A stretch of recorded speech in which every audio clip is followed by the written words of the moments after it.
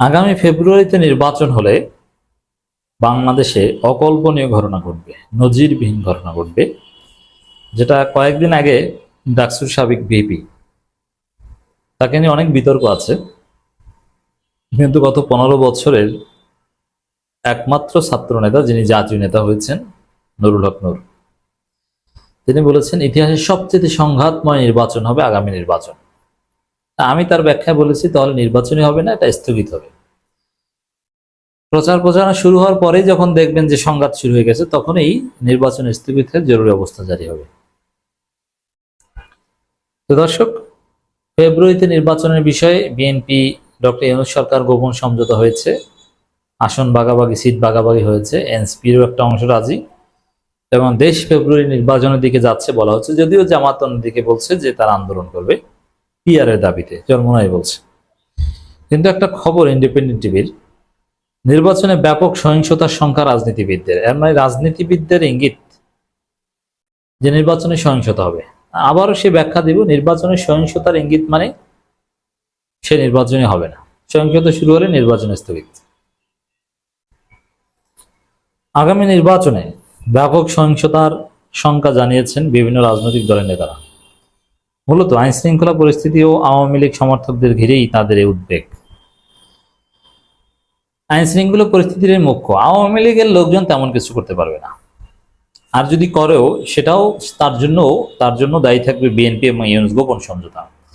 কারণ নির্বাচনটা যদি বিএনপি, জামাত, এনসিপি সহ সব রাজনৈতিক দলের ঐক্যমতের ভিত্তিতে একটা ইনক্লুসিভ ইলেকশন হয়, একতরফা না হয়, তাহলে আওয়ামী লীগ দাঁড়ালে সবাই মিলে পেটাবে, ওরা দাঁড়ানোর সাহসই পাবে। আর যদি এরকম হয় যে না, নির্বাচন হচ্ছে একতরফা, ইউনূস আসন ভাগাভাগি করে দিয়েছেন এনসিপি এবং বিএনপির মধ্যে, জামাত চরমোনাই ক্ষিপ্ত, তারাও আন্দোলন করছে, ওই সুযোগ আওয়ামী লীগ নেওয়ার চেষ্টা করবে।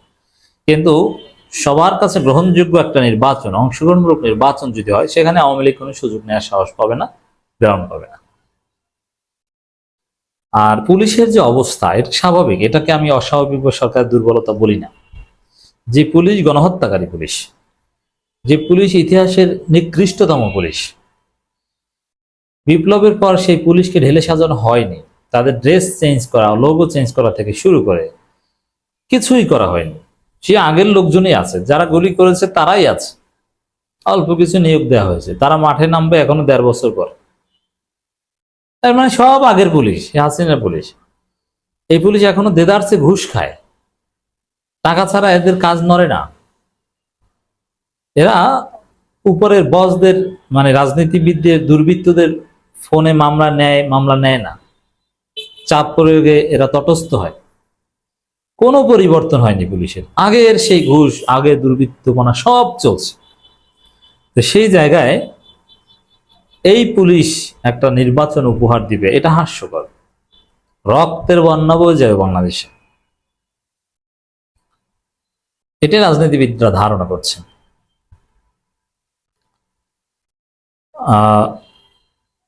এখানে অনেকে বলছেন যে ঠিক আছে, আমরা নির্বাচন চাই না, কথা কিন্তু জামাত চরমোনাই কেউ বলছেন, তারা বলছে ঠিক আছে ফেব্রুয়ারিতে নির্বাচন হোক, কিন্তু আগে এটা মানতে হবে। কিন্তু বাস্তব কথা হচ্ছে সহিংসতা হয়ে কোনো নির্বাচন চলবে না।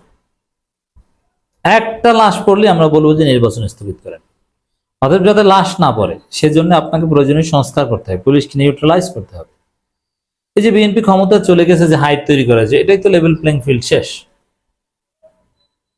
অন্তর্বর্তী সরকার 1 বছরে বিভিন্ন মন্ত্রণালয়ের সাফল্য ব্যর্থতা নিয়ে পর্যালোচনা তুলে ধরে একটি বেসরকারি সংগঠন, এতে যোগদান রাজনীতিবিদ, বিশ্ববিদ্যালয়ের শিক্ষক, সাংবাদিক সহ অনেকে। যারা ফেব্রুয়ারিতে নির্বাচনের পক্ষে, তারাও বলছেন সহিংসতা হবে, তারাও সহিংসতার আশঙ্কা প্রকাশ করছেন। আমাদের কথা একটাই, সহিংসতা হলে সে নির্বাচনী মানে না, নির্বাচন বাতিল। তবে আলোচনা কেন্দ্রবিন্দুতে উঠে আসে আগামী নির্বাচন ঘিরে নানা চ্যালেঞ্জ প্রসঙ্গ। গণঅভ্যুত্থানের আকাঙ্ক্ষা বাস্তবায়নে পুরোপুরি সাফল্য আসেনি বলে মনে করছে কয়েকটি রাজনৈতিক দল। এছাড়া জুলাই সনদের আইনি ভিত্তি দেওয়ার দাবি জানান তারা। আইনি ভিত্তি, এটা নিয়েও কোনো আলাপ আলোচনা নেই, পার্লামেন্ট ছাড়া আইনি ভিত্তি দেওয়া সম্ভব না, এটা স্পষ্ট করেছে তারা।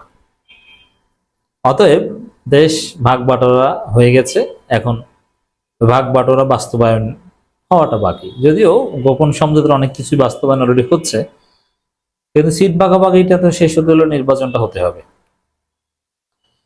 এনসিপির যুগ্ম সদস্য সচিব আলাউদ্দিন মোহাম্মদ বলেন, জনগণের যে আকাঙ্ক্ষা, জনগণের যে চাওয়া, জনগণ জনগণের যেভাবে বিপ্লবের সংস্কার চেয়েছিল সেই সরকারের কাছে সেটা তারা বাস্তবায়ন করতে পারছে না, রাইট?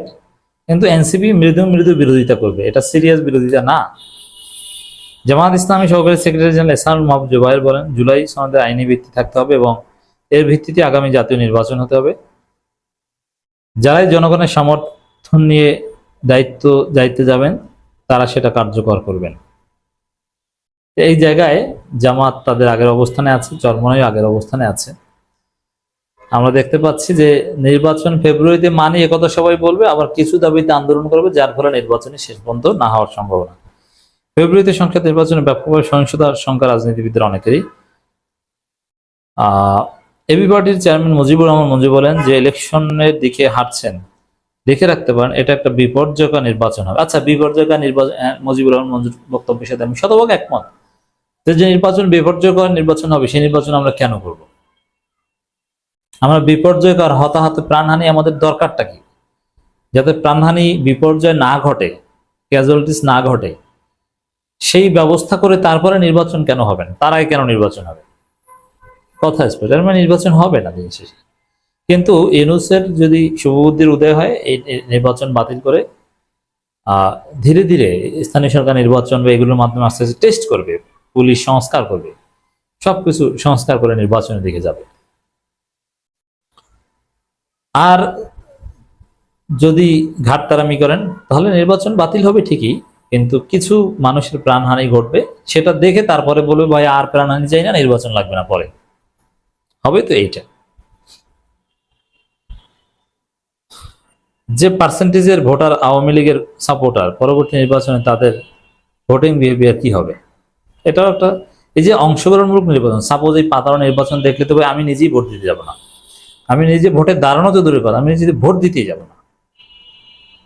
পাতানো নির্বাচন তো আমরা মানি না।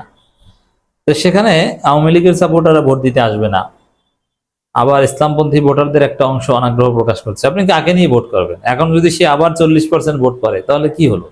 40% তো আওয়ামী লীগও দেখাতে পেরেছে, পড়ুক আর না পড়ুক। বিএনপি চেয়ারপারসন উপদেষ্টা, কত যে উপদেষ্টা আছে খালাতে, যে এটা খালাতে যে নিজেও জানেন না, চেনেন না। ডক্টর সুকমল বড়ুয়া বলেন, আমাদের একটা ভয়ঙ্কর অবস্থা তৈরি হচ্ছে। এই ভয়ঙ্কর অবস্থা থেকে আমরা কিভাবে, নির্বাচনটা কিন্তু এত সহজ নয়। বৈষম্য ভিত্তিক সমাজ যাতে গঠিত না হয় এজন্য নতুন একটা স্বপ্ন। এই যে এই কথা বিএনপি চেয়ারপারসন উপদেষ্টা বলছে, নির্বাচন কিন্তু এত সহজ নয়, দিল্লি অনেক দূর। অতএব দর্শক, নির্বাচন এত সহজ নয়, মারাত্মক সহিংসতা